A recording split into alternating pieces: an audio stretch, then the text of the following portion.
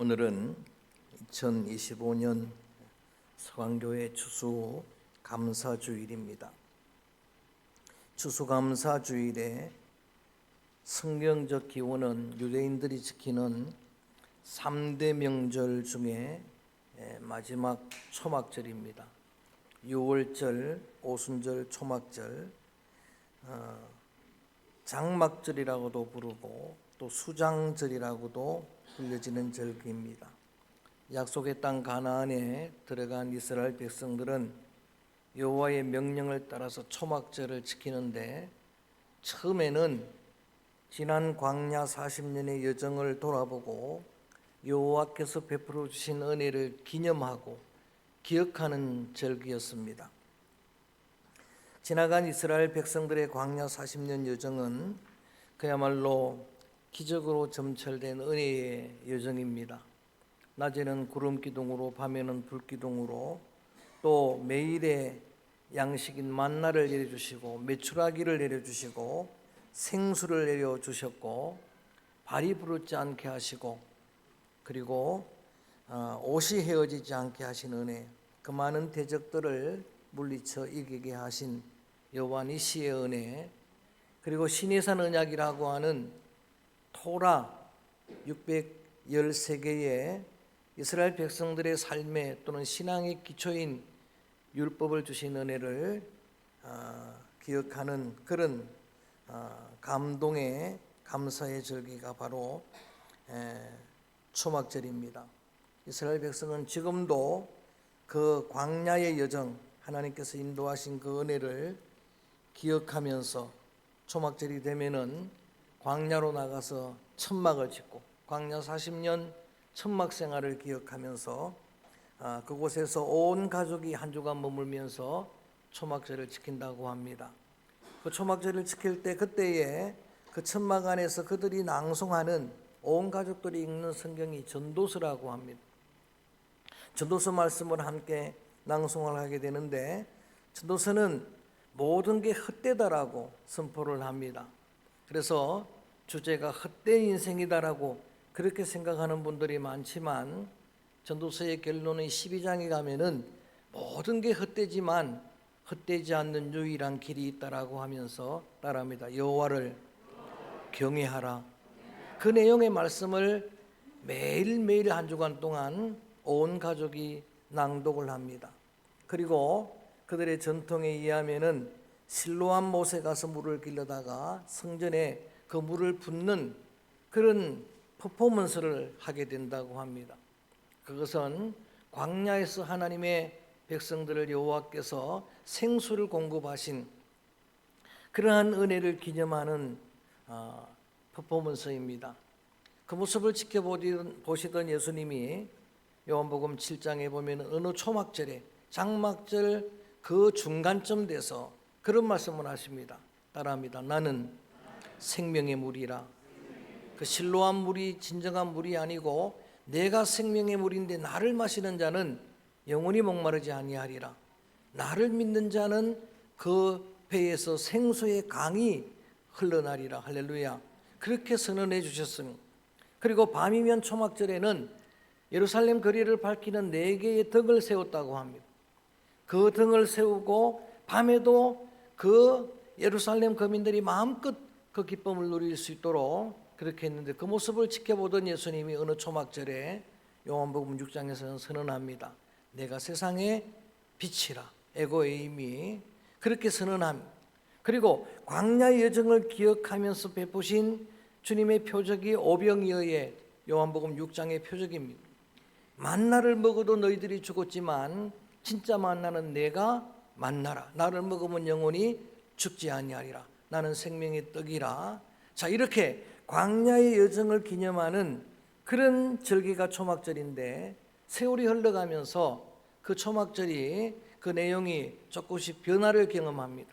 예루살렘 이 가나안에 정착하면서 그들은 이제는 그 광야의 여정뿐만 아니라 1년 내내 농사하고 수확한 마지막 그 열매들을 곳간에 드리고 수장절로 바꾸어 지킵니다. 수장절이 저장했다는 일, 곡식을 저장하고 수장료로 지키는 그 절기가 오늘 우리가 예배드리는 추수감사절의 성경적인 기원입니다.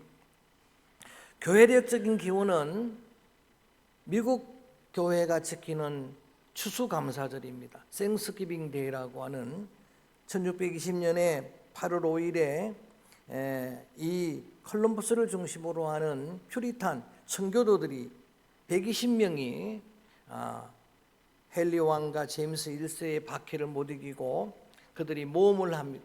신대륙을 향해 출발을 하게 되는데 메이플라워를 타고 출발하는데 그 해에 11월 11일에 신대륙에 도착을 하게 됩니다. 도착할 때는 대략 반 정도가 생명을 잃었습니다. 한 반 정도만 남았습니다. 그리고 1년 거기에 정착하는 동안에 또 반은 죽고 약 20명만 생존했습니다. 그게 오늘의 미국의 태동입니다. 그들은 그 신대륙에서 자기 집을 짓기 전에 교회를 먼저 세웠습니다. 1년 농사를 하고 나서 추수한 걸 가지고 처음으로 추수감사 예배를 드렸는데 그들이 도착한 그때를 기점으로 11월 셋째 주일에 추수감사절을 지키는 그게 교회력으로는 오늘 우리가 지키는 미국 교회 영향을 받은 우리 한국 교회가 대부분 지금은 조금 많이 교회마다 이렇게 자율성을 가지고 지키지만 그래도 11월 셋째 주일에 추수감사절을 지키는데 그게 바로 오늘 우리가 지키는 추수감사절의 교회력적인 그런 기원입니다. 추수감사절은 한 해 동안 베푸신 하나님의 은혜, 여러분 개인과 또 가정과 공동체 안에 주시는 은혜를 기억하는 절기입니다. 기념하는 절기입니다. 생각나기를 바라고 기억되기를 바라고 그 다음에 전심으로 하나님께 감사하는 그런 소중한 예배가 되기를 주의 이름으로 축원합니다. 탈무드에 보면은 가장 지혜로운 사람은 늘 배우는 사람이라고 나와 있습니다.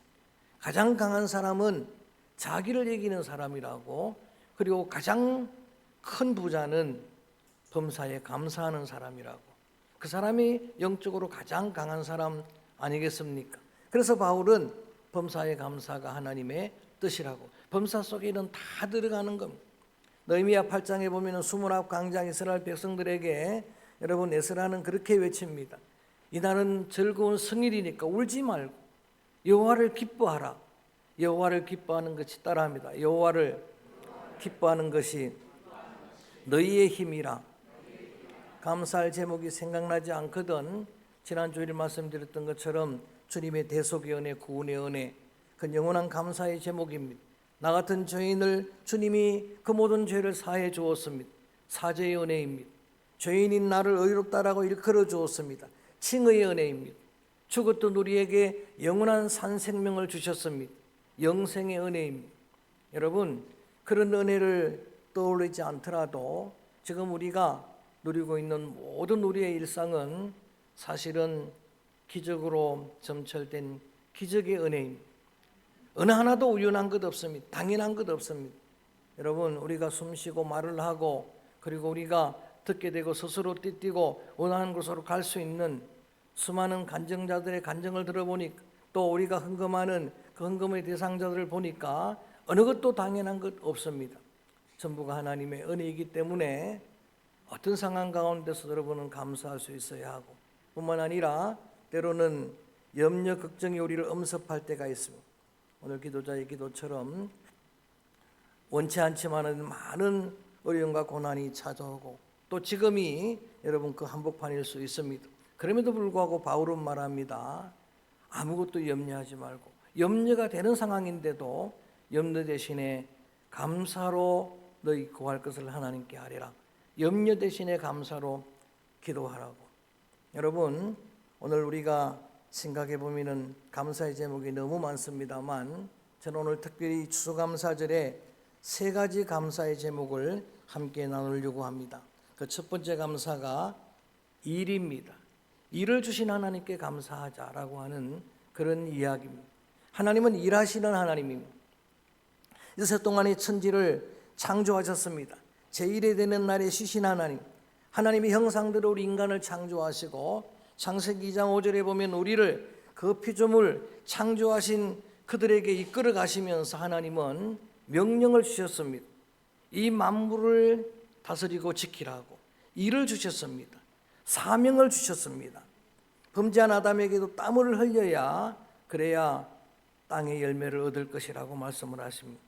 사실 오늘 시편 126편은 너무 중요한 유명한 시편인데 그 중에 다음의 기회에 전체를 한번 설교하기로 하고 오늘은 5절 6절만 본문으로 삼았습니다. 한번 읽어봅니다. 5절 6절 시작. 눈물을 흘리며 씨를 뿌리 기쁨으로 거두리로다.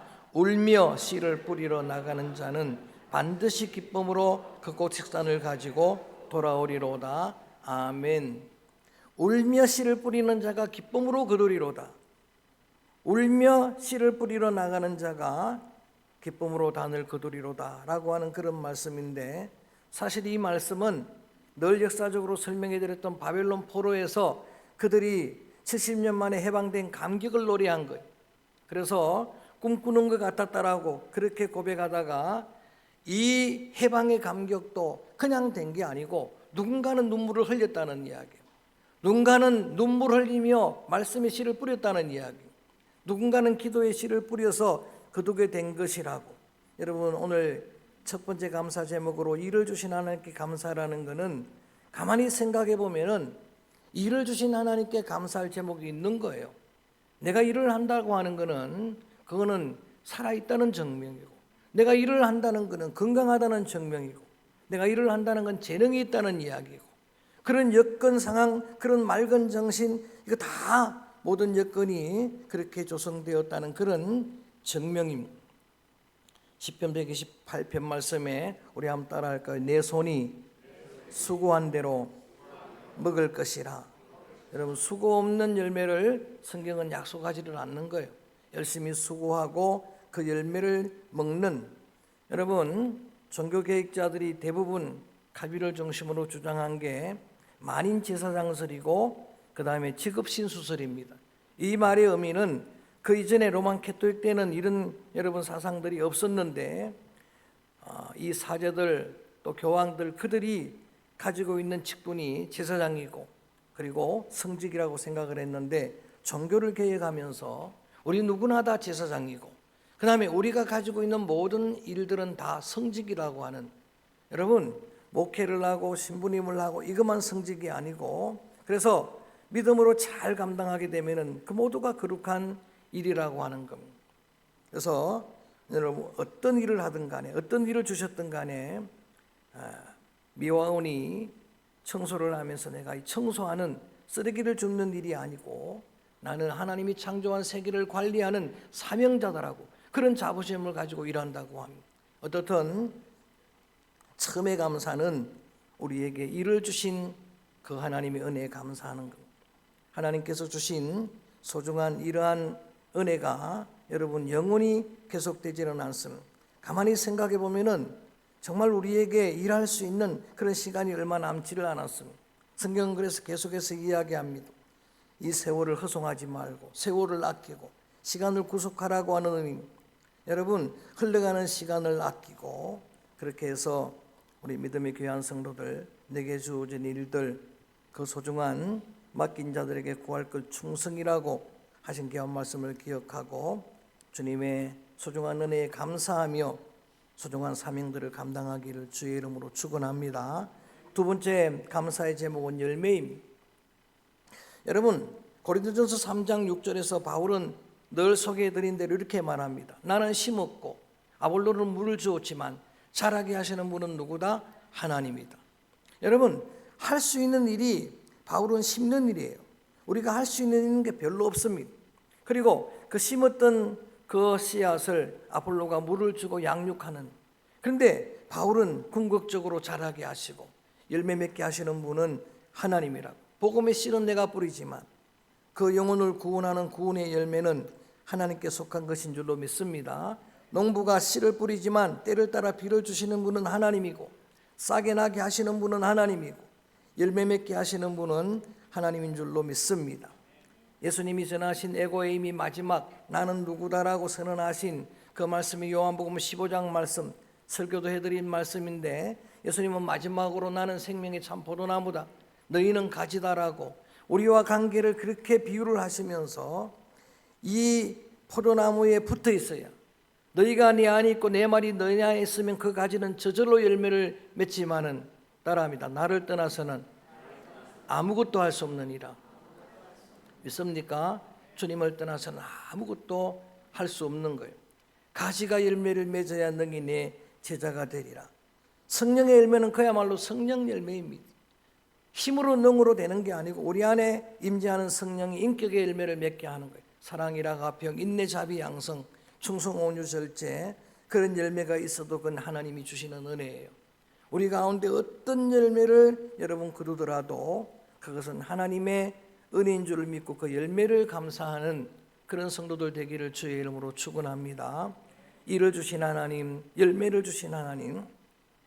마지막 함께 나눌 감사의 제목은 저장이라고 표현을 했는데, 조금 쉽게 이해를 하려면은 보존의 은혜입니다. 지켜주시는 은혜예요. 저장해 주시는 은혜라고 그렇게 오늘 감사를 나누려고 하는 겁니다. 아무리 많은 열매를 거둔다 해도 저장될 수 없으면은 그건 무익한 것입니다. 예레미야 2장 13절에 보면은 예레미야가 마지막 유대 말기 유대 백성들을 향해서 강력하게 책망한 두 가지 악이 있습니다. 그때의 백성들이 악이 많았지만 그래도 그 대표적인 악 두 가지를 이야기할 때, 하나는 생수의 근원을 버린 악이라고 말합니다. 그들이 하나님을 버렸어요. 하나님을 멀리하게 된 거예요. 그리고 스스로 웅덩이를 판 겁니다. 그런데 그 스스로 판 웅덩이는 터진 웅덩이라고 이야기합니다. 그렇게 해보지만, 최선을 다해보지만 여러분, 그 터진 웅덩이는 아무런 소용이 없는 겁니다. 밑빠진 독입니다. 그야말로 터진 부대와 같은 거예요. 가나안에 정착하면서 저들은 곡식을 거두고 창고에 수장하고 말씀드린 것처럼 저장의 은혜를 감사했다고 말씀을 드렸는데, 레위기 23장에 보니까 그 말씀이 나옵니다. 네가 수고하여 이룬 것을 연말에 밭에서부터 거두어 저장함이라. 저장하게 되는 은혜를 그렇게 말씀해 주셨습니다. 많은 열매를 거두는 것만큼이나 하나님이 지켜주시고 보존하신 은혜가 귀한데, 시편 127편의 시인은 이렇게 말합니다. 주께서 집을 세우지 아니하시면 세우는 자의 수고가 헛되고, 주께서 성을 지키지 아니하시면 파수꾼의 깨어있음이 경성함이 허사로다. 저는 이것을 믿습니다. 시편 121편 말씀에 보면 너의 출입을 지금부터 영원까지 지키시리라 말씀하십니다.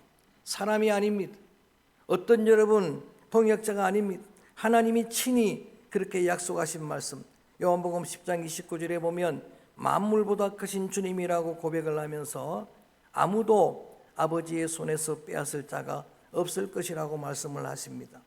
늘 하나님께 드리는 주님의 것을 맡겨 드릴 때 인용하는 말라기 3장 10절에 보니까 가장 큰 은혜, 그 중에 늘 축복하는 은혜 중에 하나가 기한 전에 열매가 떨어지지 않게 하실 것이라고 하는 그런 주님의 보존의 은혜입니다. 기한 전에 떨어지지 않게 하시는 하나님의 은혜를 우리는 감사하는 겁니다. 누가복음 12장에 보면 제목 자체가 어리석은 부자 비유예요. 어리석은 부자는 한 해 농사를 하고 수장을 합니다. 곡식을 다 창고에 곳간에 들이고 그걸 바라보면서 거짓 평화에 쏘가 넘어가요. 거짓 안식을 누리게 되는 겁니다. 그걸 바라보면서 평안하게 느끼는 거예요. 그때에 주님은 그렇게 말합니다. 어리석은 부자라고. 그러면 제자들에게 이렇게 질문합니다. 주께서 오늘 그 목숨을 취하시면은 그것이 네 것이 되겠느냐? 어리석은 부자라라고.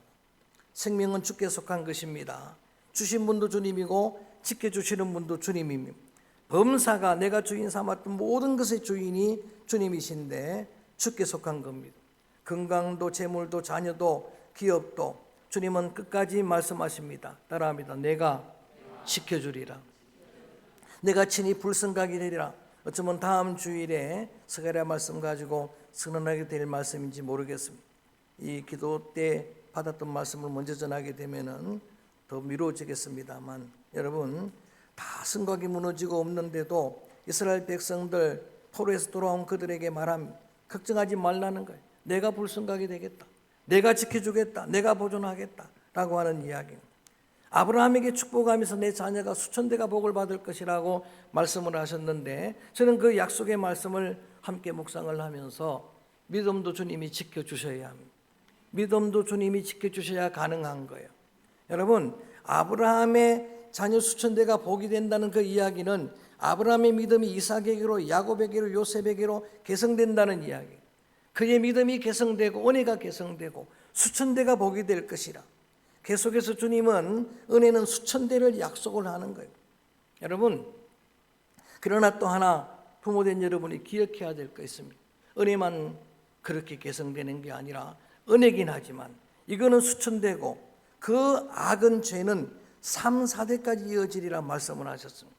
그 3, 4대까지 이어지는 그런 가문의 가정에 흐르는 어둠의 그런 여러분 정말 그런 끈들 그런 물들이 있습니다.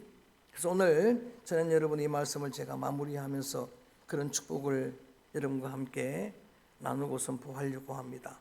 어떤 끈이든 간에 여러분 가정에 흐르는 그 모든 어둠의 영들은 끊어지고 그 물결은 끊어지고 새롭게 주님의 은혜의 강수가 흘러넘치게 되기를 축원합니다. 자자손손 그 영성이 그 은혜가 그 소중한 직분이 그 믿음이 개성되기를 주의 이름으로 축원하며 그 부모님을 보면 그 자녀를 알 수가 있는 그 영성을 보면 그 자녀를 알 수가 있는 거예요. 여러분 그 자녀의 영혼을 살려내는 그래서 그 여러분이 가지고 있었던 그 은혜가 그 감격들이 그 소중한 믿음들이 아브라함의 후손 천대가 보게 되었던 것처럼 수천대가 보게 되는 그런 믿음의 삶을 살기를 축복합니다. 모든 게 감사이지만 모든 게 감사 제목이지만 오늘 감사주일에는 내게 일을 주신 하나님, 내게 열매를 주신 하나님, 그리고 주신 은혜를 지켜주시는 보존해 주시는 그 하나님을 진심으로 감사하는 찬양하는 그런 귀한 여러분들이 되어지기를 주의 이름으로 축복합니다. 그래서 오늘 이 감사주일에는 이 찬양을 부르려고 합니다. 가사를 여러분 잘 기억하면서 행복이라는 찬양입니다. 화려하지 않아도 정결하게 사는 삶, 가진 것이 적어도 감사하며 사는 삶, 내게 주신 작은 힘 나눠주며 사는 삶, 이것이 행복이라고 진정한 여러분의 마음을 담아서 이 찬양을 드립니다.